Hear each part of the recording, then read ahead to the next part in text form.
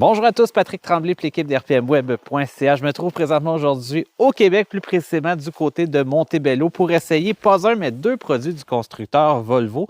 Et on commence par celui qui se trouve juste ici à côté de moi. Il s'agit du XC90 en version T8. Donc, ce que ça veut dire, c'est que c'est la version avec une motorisation hybride rechargeable de l'année modèle 2026. Et je vais vous parler plus précisément aujourd'hui de certains éléments plus techniques que j'ai eu l'occasion de mettre à l'essai sur ce véhicule.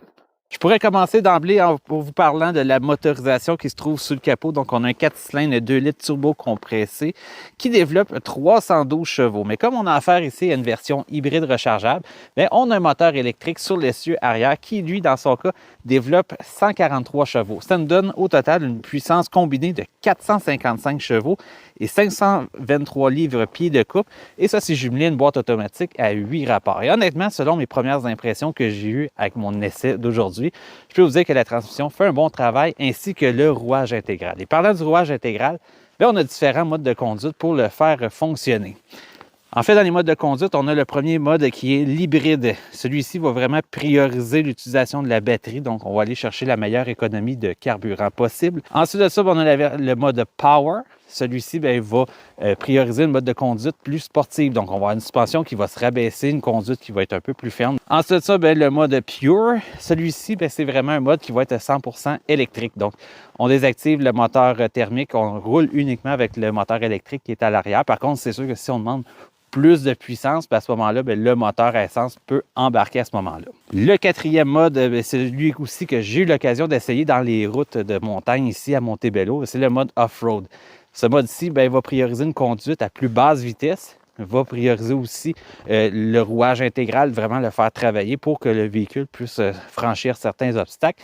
Et d'ailleurs, on a aussi une suspension qui est pneumatique sur le véhicule qui nous permet d'augmenter légèrement la hauteur du véhicule. Donc, s'il y a un objet un petit peu plus, une roche qui serait dans le chemin, sans faire du hors-route extrême, bien sûr, mais si on a un obstacle sur la route, on peut surélever un petit peu le véhicule pour éviter d'accrocher en dessous.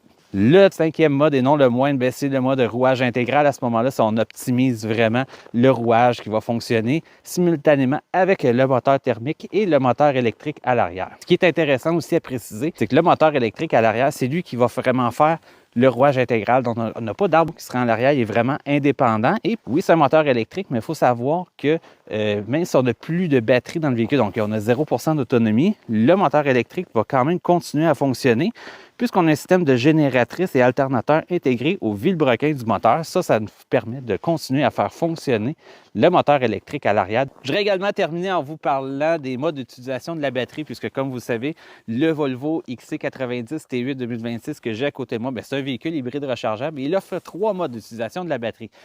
La première, c'est une gestion automatique. Donc, c'est vraiment le véhicule qui va gérer est-ce qu'on l'utilise, est-ce qu'on ne l'utilise pas.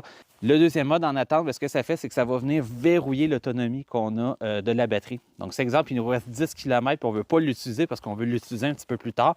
Mais on peut venir verrouiller celle-là. Et le troisième mode, Recharge, ça, ce qui nous permet de recharger la batterie du véhicule en roulant. Donc, encore là, si on a 10 km et on voudrait essayer d'aller chercher un petit peu plus d'autonomie, on peut le mettre en mode recharge et on peut également mettre la conduite avec le mode de recharge, régénération, qui va nous permettre d'augmenter l'autonomie. Et pour l'avoir essayé sur un court parcours aujourd'hui, je peux vous confirmer que ça fonctionne.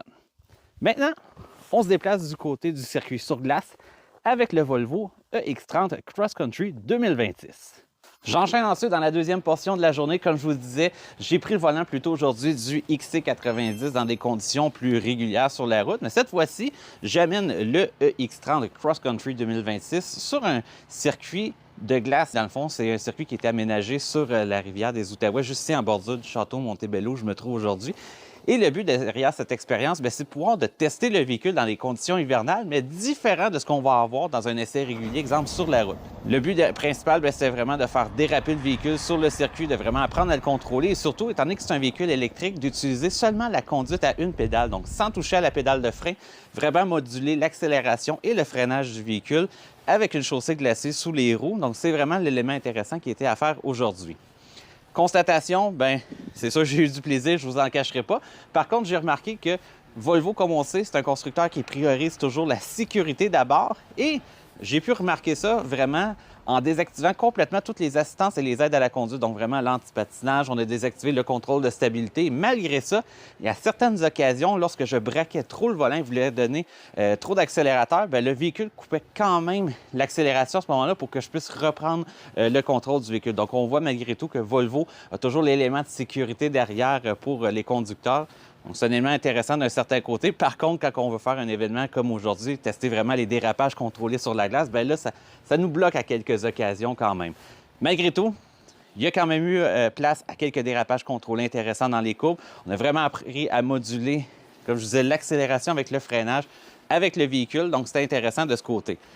Pour plus de détails sur mon essai des 2 véhicules du constructeur Volvo aujourd'hui, je vous invite à aller sur le rpmweb.ca. Vous aurez tous les détails très prochainement dans un texte que je vous aurai écrit.